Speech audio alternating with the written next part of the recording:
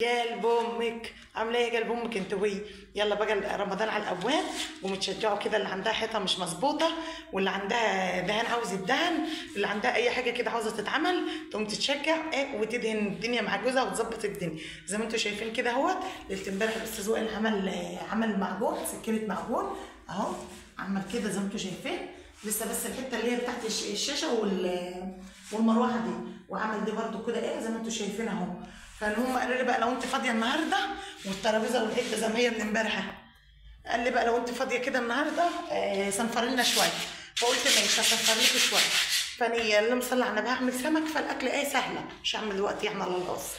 فقلت بقى صنفر لهم شويه في الحيطه زي ما انتم شايفين كده.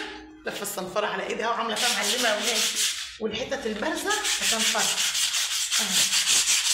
احنا بنحب نعمل ايه، نشارك بعض كده ونعمل كل حاجه. طبعا احنا بنعرف خلي بالك احنا دهنين قريب، فاكر كنا بنبلط احنا بنبلط كده، احنا دهنين قريب.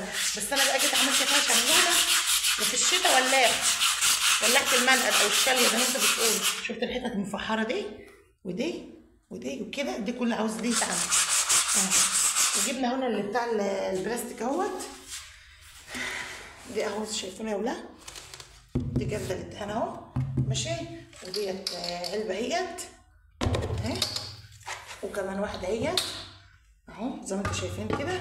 وفي بقى اللون انا عاوزه اعملها يا اولاد لون بيج علشان البلاط، ما فاهمين؟ ولو ربنا يسر الامور ووفق الحال كده انا قايله لواحد نجار يجي ياخد الكنب دي يعملوا ليها ركنه دي يعملوا ليها ركنه. اما نشوف لو لقينا الاسعار حلوه هنعمل، ما كانش هنفرش الكنب بتاعنا زي ما هو، ونكون عملنا الصاله بتاعتنا لون حلو كده وايه والله المستعان.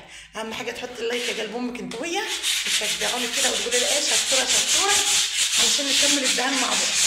واللون اللي ربنا وفقنا عليه انا هقول لكم بقى، هوريه لكم واقول لكم عليه بقى.